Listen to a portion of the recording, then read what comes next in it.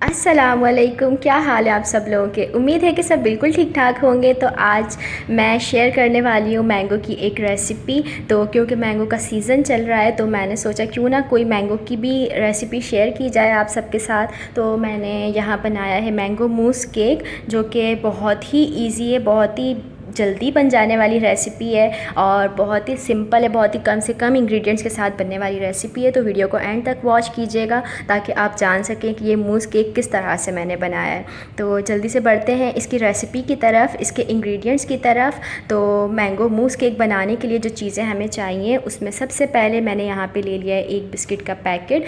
तो यहाँ पे मैंने मैरी बिस्किट का इस्तेमाल किया है, आप चाहें तो कैंडी भी ले सकते हैं, लेकिन क्योंकि मूस केक ऑलरेडी मीठा होता है तो इसको थोड़ा सा मद्देनज़र रखते हुए मैंने यहाँ पे मैरी बिस्किट लिया है, क्योंकि ये थोड़े से इतने मीठे नहीं होते तो ये अच्छे लगते हैं इसके साथ बहुत ज़्यादा, इसकी बेस के लिए। तो बेस बनाने के लिए हमें बिस्किट का इस्तेमाल करना है। तो यहाँ पे पूरे एक पैकेट बिस्किट इस्तेमाल किए हैं। अब यहाँ पे मैंगो प्यूरी ले लिए, एक कप या एक प्याले जितनी मैंगो प्यूरी लिए, जो कि मूस में यूज़ होगी। और फिर जो हाफ़ कप मैंगो प्यूरी आपको नज़र आ रही है वो मैंगो जेली में मैं यूज़ करूँगी। साथ ही एक प्याले या एक कप जितनी विपिंग क्रीम यूज़ करनी है। विप क्रीम जो है बहुत ज़्यादा चिल यूज़ करनी है आपने।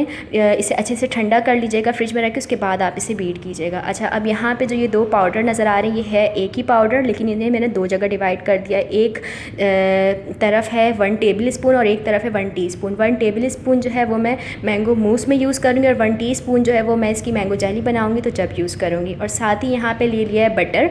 तो ये बटर जो है वो मैं इसमें शामिल करूँगी बिस्किट में, जब मैं बिस्किट के क्रम्स करूँगी। तो यहाँ पे मैंने ले लिया एक फ्रूट प्रोसेसर या फिर चॉपर। तो यहाँ पे मैं इसमें इन बिस्किट्स को मैंने डाल दिया और मैं इन्हें क्रश कर रही हूँ, इनका पाउडर बना रही हूँ। आप चाहें तो आप किसी भी पेपर में, किसी भी ऐसी चीज़ में या शॉपर वगैरह में रख के और फिर उसमें भी कर सकते हैं, बेलन वगैरह से भी उसे कर सकते हैं क्रश। तो यहाँ मैंने बिस्किट को क्रश कर लिया, साथ ही मैंने इसमें डाल दिया था बटर और फिर बटर डाल के भी मैंने इसे मिक्स कर लिया था। तो ये हमारी जो केक की बेस है वो रेडी हो गई है। और अब मैंने एक मोल्ड ले लिया है, केक मोल्ड। तो फिर इसमें मैं यहाँ पे इस बिस्किट को सेट कर रही हूँ। तो आपने कोई भी ग्लास ले लें जिसका सरफेस बिल्कुल प्लेन हो, तो फिर इस तरह से इसे सेट करने में आसानी हो जाती है। तो यहाँ मैंने इसे सेट कर लिया और अब मैं इसे 1 से 2 घंटे के लिए फ्रिज में रख दूँगी सेट होने के लिए, ताकि ये अच्छे से सेट हो जाए। अब यहाँ पर मैंने ले लिया है एक पतीली। तो इसमें मैंने ले लिया है 2 से 3 टेबल स्पून पानी और फिर उसमें मैंने शामिल कर दिया है 1 टेबल स्पून जेलेटिन पाउडर। और ये जो है वो मैं मैंगो मूस की प्रिपरेशन कर रही हूँ यहाँ पे। तो बस इसे बहुत ही हल्की फ्लेम पे आपने मेल्ट करना है उस वक्त तक जबकि ये बिल्कुल भी एक भी ज़रा इसका जेलेटिन पाउडर का आपको नज़र ना आए। तो फिर उस वक्त तक आपने इसे मेल्ट करना है और जैसे मेल्ट हो तो आप इसे चूल्हे से हटा लें। और फिर एक बॉल ले लिया यहाँ पे, एक मिक्सिंग बॉल। तो इसमें मैंने डाल दी 1 कप मैंगो प्यूरी और ये जो जेलेटिन पाउडर वाला मिक्सचर तैयार किया है तो ये मैंने मिक्सचर इसमें शामिल कर दिया और मैंने इसे मिक्स कर लिया है। और बस अब इसे मिक्स करके एक साइड कर दिया और दूसरी तरफ अब हम प्रिपरेशन करेंगे क्रीम को विप करने की।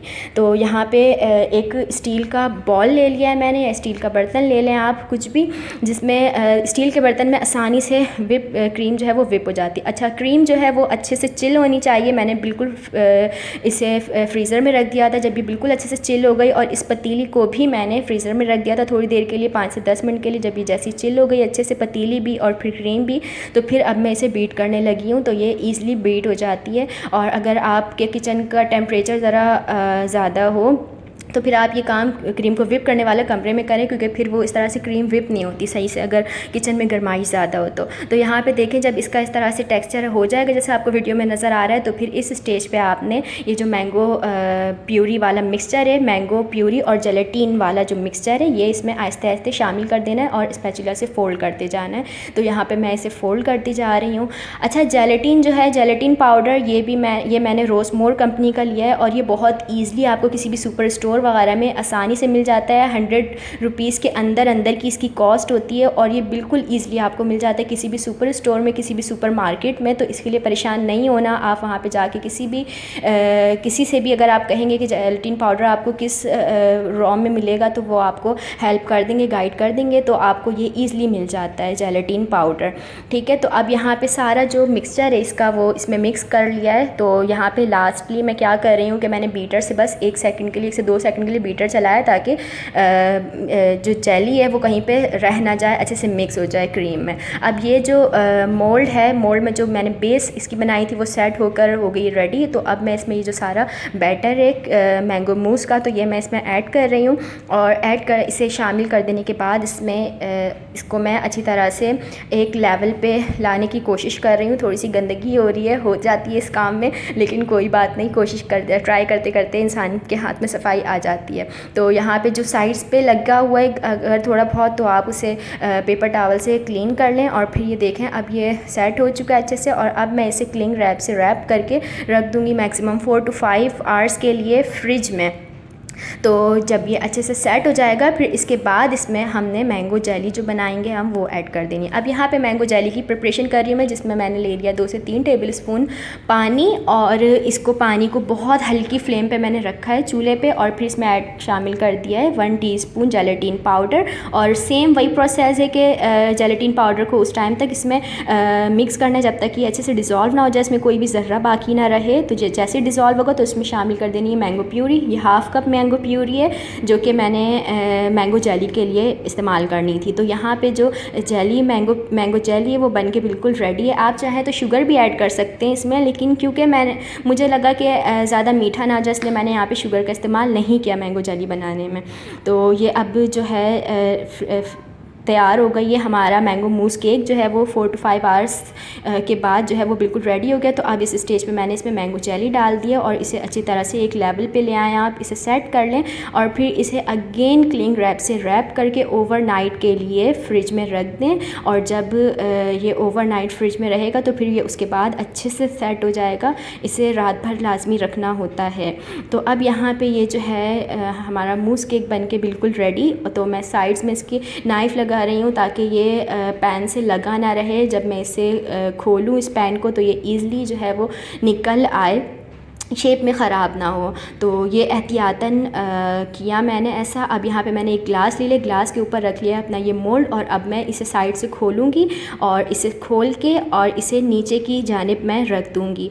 और तो इस तरह से ये जो केक है हमारा मूस केक बनके वो बिल्कुल रेडी है। और बहुत ज़्यादा कोई गंदगी नहीं हुई है, लेकिन थोड़ी बहुत आपके अगर हाथ में फिनिशिंग हो तो थोड़ी मज़ीद फिनिशिंग इसमें आ सकती है, लाई जा सकती है।